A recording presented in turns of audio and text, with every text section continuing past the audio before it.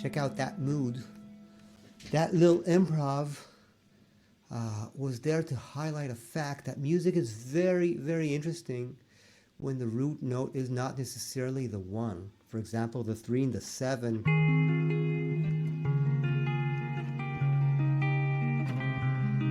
And today I'd like to show you a beautiful living bridge between classical music, Baroque, and modern contemporary music. And it's called Drop 3 Chords, this beautiful family. And I'll give you some tools to really master them. They're a lovely, lovely family. And you can do beautiful stuff with them. It inspired me with no end. If you'll stay with me till the end, I'll show you some extra goodies of stuff that I enjoy doing with it. So let's get started. It's really not very difficult. Listen carefully and I'll show you how to do even without paper. Starting on strings 6, 4, 3, 2. Place your hands on the notes C, B, E, and G like this.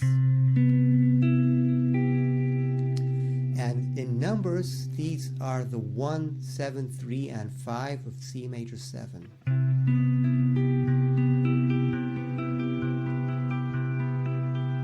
And now play with me, transform them to C7.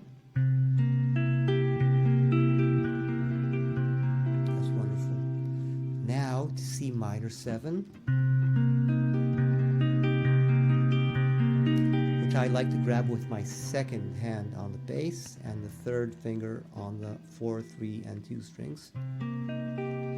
And lower the 5 and make it half diminished like this. That's beautiful. Okay, so now we have C major 7, 7, minor 7, half diminished in root position. Let me show you a trick how to find the next inversion when you're here. It's really simple. Imagine a circle of 1, 3, 5, and 7 going clockwise. That means a string holding the 1 in the next inversion will move one station up. So 1 is always moving to 3.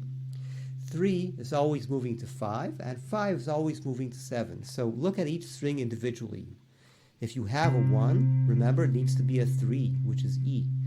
B is the 7, so it needs to become 1. E is the 3, it needs to become 5. And G is the 5, it needs to become 7. The result, 3, 1, 5, 7, like this.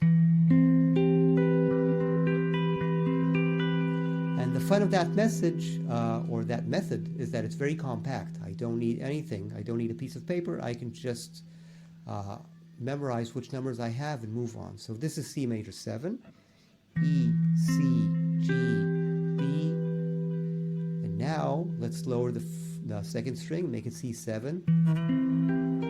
I changed the fingering to, my fingers are the third finger, first finger, pinky, and the third finger on the second string. Now to minor, again changing the fingering.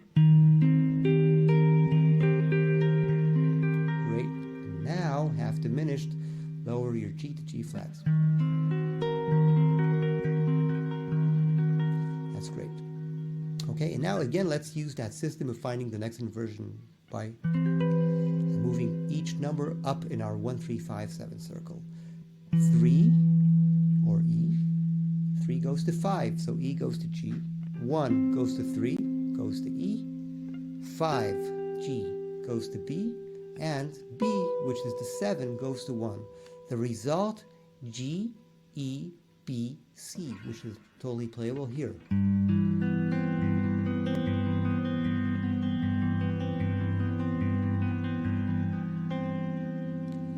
Turning it to C7. Turning it to C minor 7. Turning it to C half diminished. A lovely voicing. Truly love that one. And now, using the same method, I'm starting with 5, 3, 7, 1. 5 will become 7, 3 will become 5, 7 will become 1, and 1 will become 3. The result in numbers is 7, 5, 1, 3. Here it is.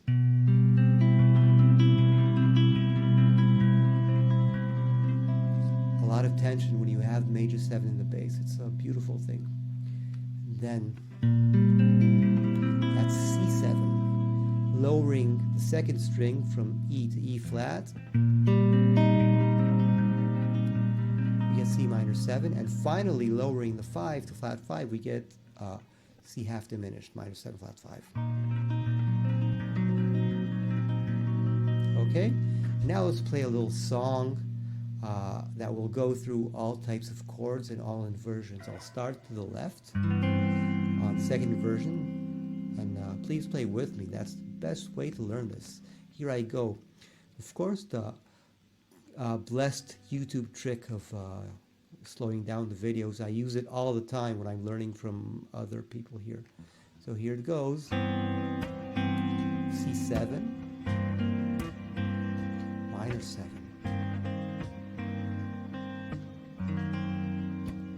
Second inversion. C7, minor 7.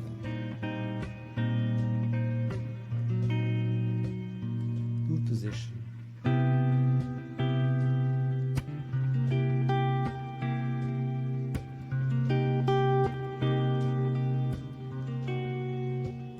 First inversion.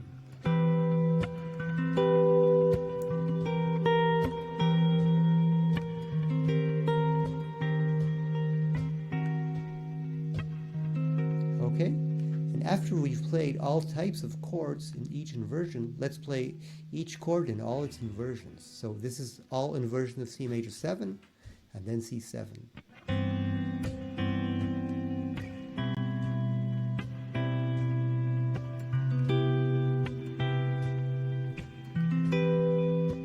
Now C7.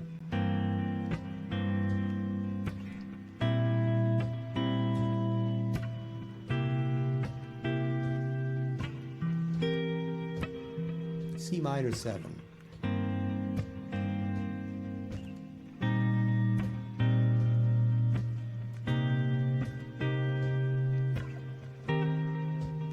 Half diminished.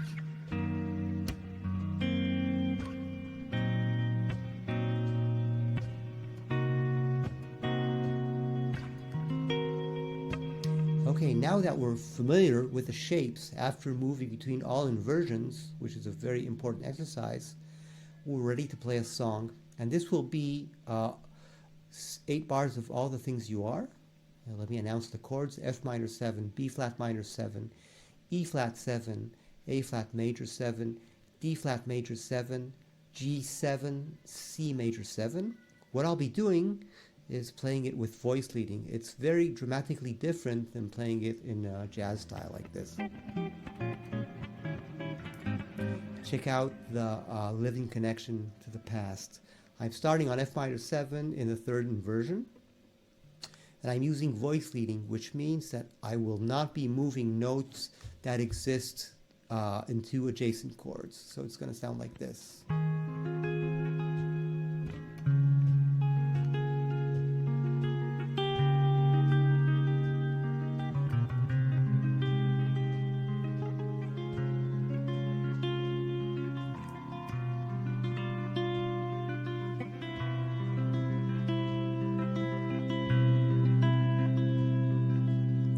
Okay, and that exercise sounds very different from each inversion. If I'll start it on the second inversion.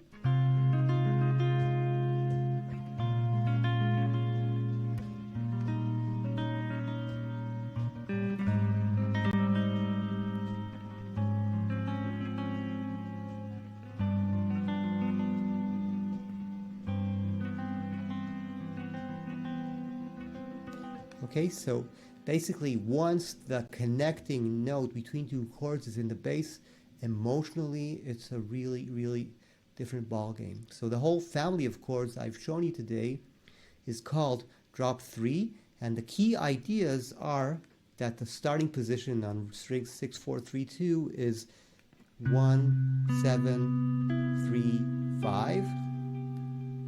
And you can either modify your notes to get other types of chords, for example, lowering the major 7 to 7 and get dominant 7 and so on. And you can modify that inversion by moving the circle of 1, 3, 5, 7, meaning 1 will always be 3 in the next inversion on the same string. 1 goes to 3, 3 goes to 5, 5 goes to 7, and so on. So these are the key ideas, and I hope you've enjoyed this and you can use this. I really recommend learning them well. And for some fun goodies in the end, let me show you some sequences I enjoy based on drop 3. Here's a one trick I love. It's called the 5 going to the 1. And the sneaky trick is, after I'm playing G7, which is in third position, instead of C major 7, I actually double my Cs. So this is a 5-1, and a classical sound, I'll play a cycle of G7, C, and then F7, B flat, and you'll see my bass is descending by whole steps.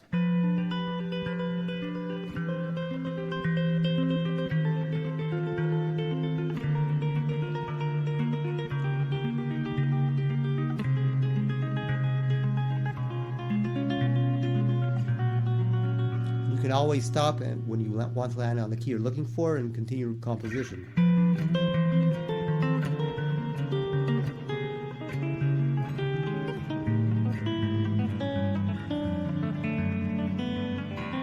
Okay, and the final trick for today, try that with minor. Beautiful.